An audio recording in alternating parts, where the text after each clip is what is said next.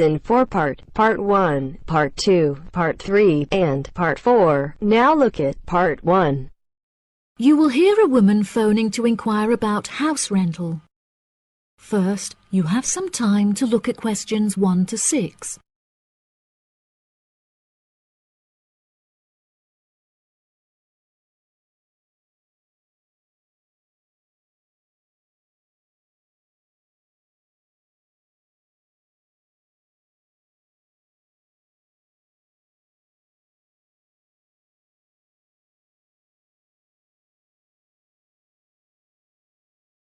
You will see that there is an example that has been done for you. On this occasion only, the conversation relating to this will be played first. Hello, thank you for calling Iris Rentals. How can I help you? Yes, hello there. I'm ringing just to make inquiries about renting a new property, and I came across a listing on your website that I'm interested in. Oh, yes. I'd like to find out a few more details, if I may. Yes, of course. Can I take your name? It's Mary Collins. The name of the woman is Mary Collins, so Mary Collins has been written in the space. Now we shall begin. You should answer the questions as you listen, because you will not hear the recording a second time. Listen carefully and answer questions 1 to 6. Hello, thank you for calling Iris Rentals. How can I help you? Yes, hello there. I'm ringing just to make inquiries about renting a new property, and I came across a listing on your website that I'm interested in. Oh, yes. I'd like to find out a few more details, if I may. Yes, of course. Can I take your name? It's Mary Collins. OK, Mary. I'm just searching our system for the property details. Is there any information in particular that you were wanting?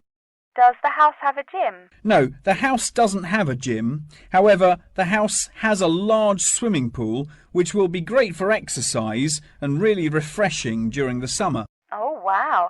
That sounds lovely. What is the general layout of the house?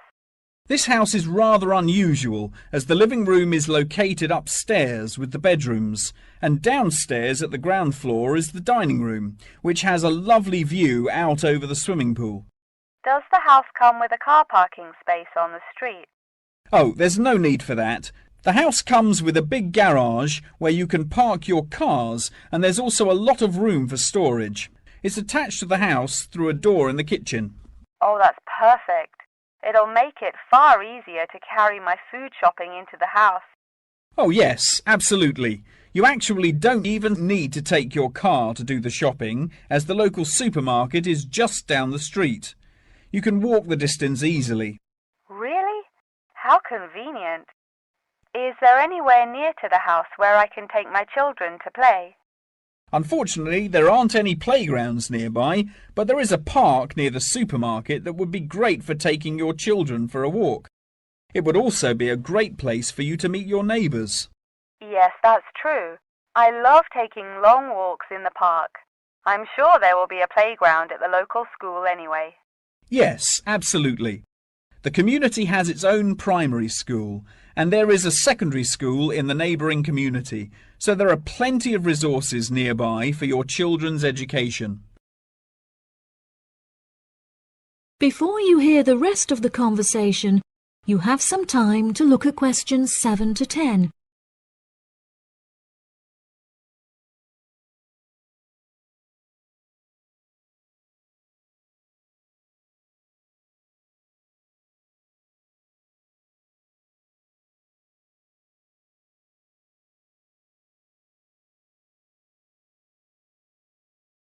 Now listen and answer questions 7 to 10. Okay, great. What are the rental costs for the property? The monthly rent is $980, which is very reasonable considering the size of the house and the amenities that it has to offer. Does that figure include maintenance fees and bills? The bills are not included in that figure, but it does include any maintenance fees for the garden. That sounds like a very reasonable price. We were hoping to move on the 20th of April. Will the house be vacant for that date? The current tenants of the property are due to leave on the 20th, but the cleaners will need a few days to make sure that the house is clean and tidy. This would make the house officially available on the 23rd of April. Well, everything about the house sounds perfect. Exactly what I'm looking for. What date would it be possible to view the property? I have arranged for the tenant to leave the property on Friday, so I can show the house to prospective renters. Would you be able to make that day? Yes, I'm sure I could come on my lunch break. Would 1 o'clock be okay? I'm afraid that I have a meeting at 12:30, so I won't be able to make that time. I have available appointments at 10:15 and 3. Okay. In that case, can we schedule the appointment for 10:15? No problem. I'll book it into my schedule. If you wouldn't mind arriving 5 minutes early, that would be great, just so we can get started on time. Sure. What is the address? The postcode is GA58ER, and the house is number 8 on Spring Street. It's the second right off of Bath Street. Okay, that's great. Do you have any more questions? Nope. Thank you for your help. No problem. See you on Friday. Bye. You now have half a minute to check your answers.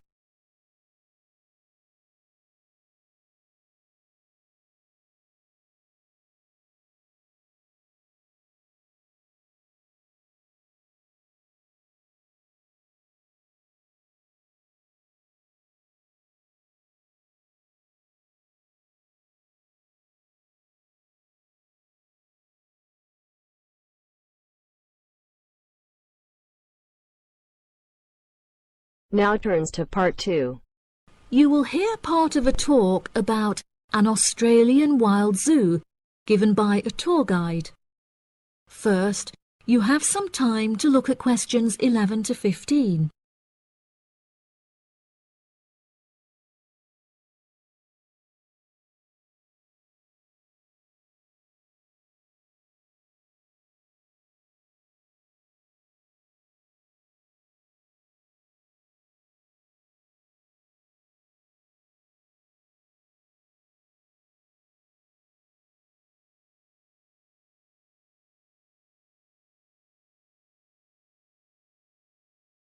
Now listen carefully and answer questions 11 to 15. Good morning everybody and welcome to the Australian Wild Zoo. I would like to start by introducing you to the new features that we have added to our zoo in the recent renovation. Being the only zoo in the area, we receive thousands of visitors a year. We found that this huge footfall was too demanding for the facilities that we were able to provide, and so we decided to expand ourselves in order to give every visitor a brilliant and exciting experience. We initially intended to build a new dog walking area. However, we felt that the zoo should cater only to exotic animals. During our previous renovation, we expanded the exhibition centre, and so we felt that this time the zoo would benefit most from introducing a new batch of animals, so visitors can now see a whole range of new additions at the Australian Wild Zoo, including lions and bears. With this huge improvement to our facilities, we also found it necessary to change our regulations, which we put into action in June. We now allow visitors access to the zoo during weekdays, and as some of our newly added animals are nocturnal, guests may also now visit the animals late at night. Unfortunately, some visitors had started feeding the animals during these late-night viewing times, which disrupted their feeding pattern, and as a result, we had to ban food in the viewing areas. One of our most exciting additions to the zoo is our native kangaroo, who we have named Frisbee. For a fee of just $5, visitors can have their photo taken with him and have it printed onto a selection of items such as keyrings and mugs. At first, visitors were also allowed to feed Frisbee items that we provided, such as carrots and leaves. However, some guests started feeding him hamburgers and chips, so we were forced to forbid visitors from feeding him. As kangaroos are such calm animals, Frisbee isn't disturbed by the noises and shouting of visitors at the zoo, which has helped him to settle in at his new home very quickly. The Pie Dog Zone has been permanently closed throughout the winter period to allow the dogs to hibernate as they would in their natural habitat. We were very excited to be reopening the zone. However, unfortunately, we have been forced to close it temporarily as the result of a broken fence, which will take about 1 week to fix. We were intending to renovate the zone with the other construction that we were undertaking, but unfortunately we did not have sufficient funds. We understand that this temporary closure may disappoint our visitors, and so we have decided to offer a discounted price on our tickets for the next week. If you ask at the reception desk, they will happily direct you to the photo shop where you can purchase the ticket. The ticket will also entitle you to a 10% discount off any item in our gift shop, where we sell a range of items including postcards and fluffy toys. Before you hear the rest of the talk, you have some time to look at questions 16 to 20.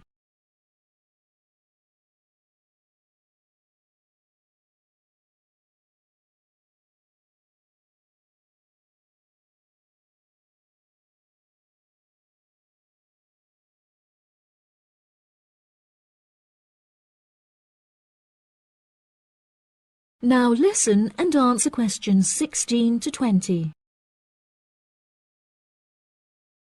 Now, we're currently standing at the gate, which is marked with the arrow on the map. Now, if any of you need to visit the toilets before we get started, they're right here to our left. Out to the east, just across the grass, there is the bird hide, where we have over 100 species of birds for you to watch. We even have an interactive zone where you can feed them with seed and take photographs with our parrots. What a great souvenir to remember your trip! And up the path to the north, if you look in front of you now, there is the Pie Dog Zone. Although it is closed, if any of the dogs are playing outside, you will be able to see them through the fence. And then let's pass by the refuge. This area is a sheltered part for Brolga watchers who can use it to spy through binoculars.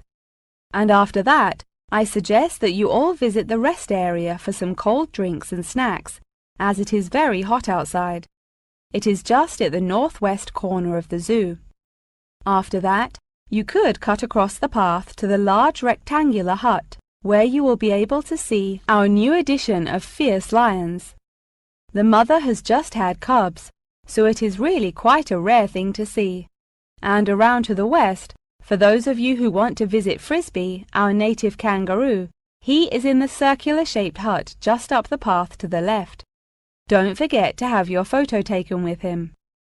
Now, as I mentioned before, you can purchase your discounted tickets at the photo shop, and this is also where you will come to collect any photos you have had taken at the zoo during your visit. The photo shop is located at the southwest corner of the zoo. Okay, ladies and gentlemen, enjoy your visit. You now have half a minute to check your answers.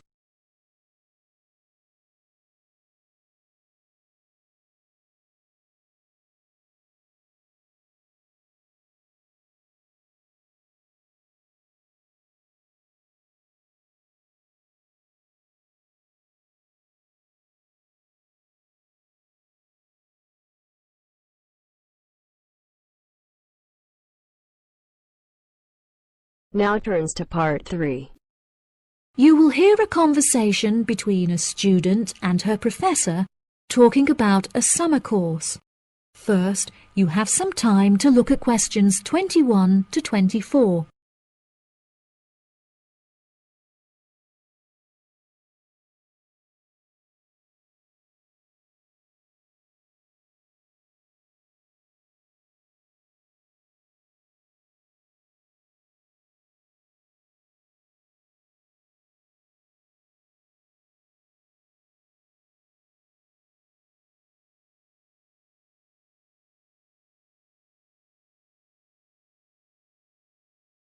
Now listen carefully and answer questions 21 to 24. Hello, Mr. Thompson. May I speak to you for a minute? Of course. Please come in. I'm Alexandra Jones. I'm studying sustainability here at the university, and I heard about the summer course that you offer every year. I was considering joining the course and wanted to ask you some questions about it. Yes, of course. Please fire away. Has the course been effective in improving the environment? Yes, absolutely. We have seen great results. Last year we planted a small field of trees, and we have been measuring their oxygen outputs to see the benefits that they have provided to the environment. Since we were regulated by law last month, we are now able to hugely enhance our efforts. Our current goal is to introduce a lot more tree species to the plot so that we can establish a complex habitat and compare the benefits of each species. In order to do this, we need to get a lot more students involved in the project. So I am very pleased to hear about your interest. Well, the project sounds fascinating. I would definitely like to be involved. Absolutely.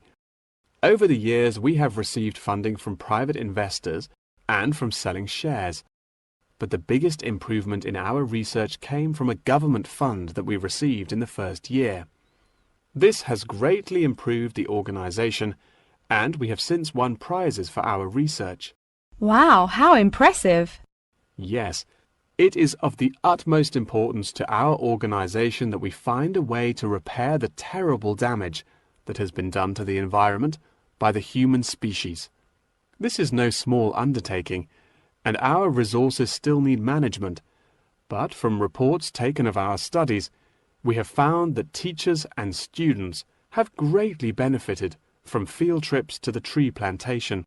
Yes, I visited the plantation myself on a field trip 2 years ago, and I found myself greatly impressed by it.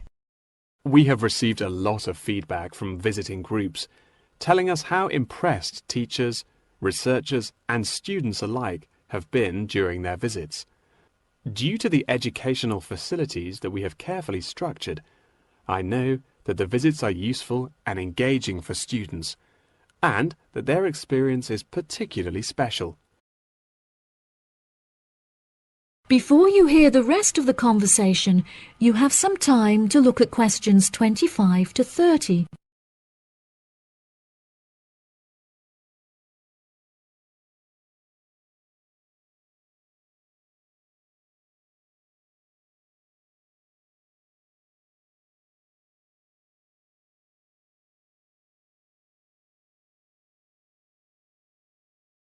Now listen and answer questions 25 to 30. So, what is the particular focus of the organization and the reports that it provides? I am personally very interested in soil erosion, so I knew that I definitely wanted to focus some of the report on this area. Before I set up the organization, I looked up information on what areas were currently being researched, and I found that there were already studies into air pollution and water pollution. I obviously wanted to find a unique area to research, and so these were no good.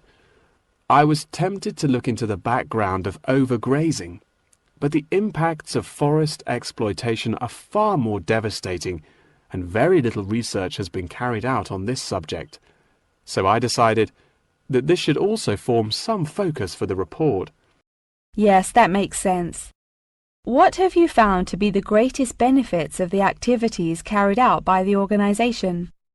I have found that the greatest benefits are not the ones that anyone can learn from a book, like how to collect data, but more importantly are life lessons that one can gain only from experience. Students who have partaken in the summer course have massively enhanced their confidence, which will prove invaluable for the rest of their lifetime. The people who partake in the summer course already know the importance of environmental protection, so it is not important that we spend time teaching them this. Students instead benefit from learning the importance of punctuality, as each day they have to wake up early to make sure that they are not late for their practical experience sessions. If I decide to attend the summer course, what will I be doing for the rest of the time when no activities are going on? Well, we unfortunately don't yet have a library on site, so you would be unable to read reference books, although you are obviously welcome to bring some books of your own with you. We offer a range of fun hobbies, such as games and painting, for students to participate in outside of their classes, so you could participate in one of these activities. We do not offer tutorials outside of the scheduled classes. However, you are free to interview teachers and ask them any questions you may have about the research. Well, the course sounds fantastic. I would definitely like to participate during the summer. Thank you so much for your help. No problem at all. Here is a form with all of the details. I look forward to seeing you there. You now have half a minute to check your answers.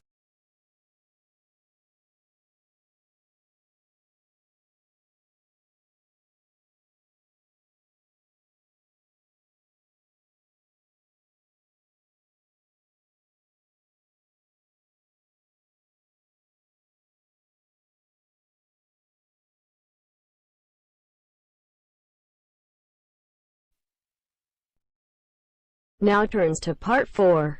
You will hear the beginning of a lecture about the Roberts Company. First, you have some time to look at questions 31 to 40.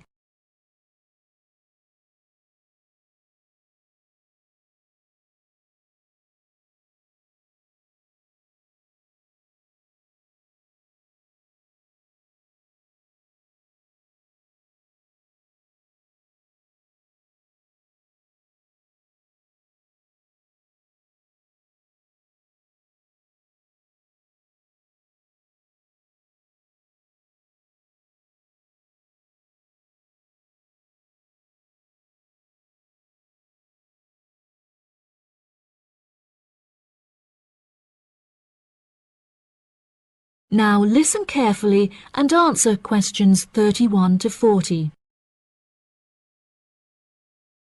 Good morning. In the last few lectures, I've been talking about the history of technology in the modern world. But today, I want to use Roberts as our case study, which is a company that develops complex camera technology for a range of industries and disciplines. Since the camera was invented in 1816, it has changed and improved dramatically, with cameras now in existence that can fit on the head of a pin. The company has been founded on a series of principles by which the company operates in its day-to-day business, the most important of these being to enhance the present development of camera technology. Roberts has a philosophy pioneering innovation, having been responsible for the invention of numerous technologies since it was founded by Dwayne Roberts in 1957. It has achieved many of its aims over the years, but its principles and founding aim persists through time, which is to explore new facts and imagine the unimaginable. The cameras produced by Roberts have a multitude of potential applications that are currently being explored. One of these is an anti-gravity camera that they aim to attach to a space satellite from where it will record live, high-definition video and provide fascinating new views of planet Earth. It could also prove useful in exploring other planets by providing researchers with never-before-seen images of the universe. Roberts are also experimenting with attaching the cameras to small drones that will fly through the rainforest in search of plants that could be used to develop future medicine. The camera also has the potential to be used on the roads. As it is 20% cheaper than the speed cameras that are currently in operation, this means that more of them could be distributed across the road network, where they can control traffic by making sure that all cars abide by the speed regulations.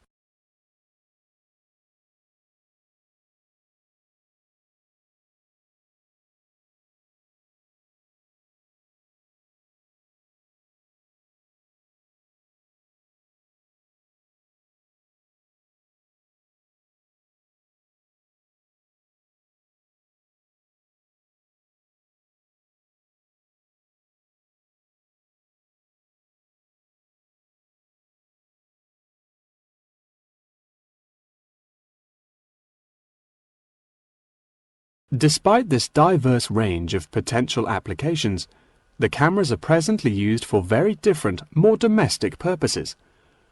Robert's cameras are presently used as nanny cams, which allow parents to watch their nannies to ensure that they are responsibly attending to the children that they have been employed to care for.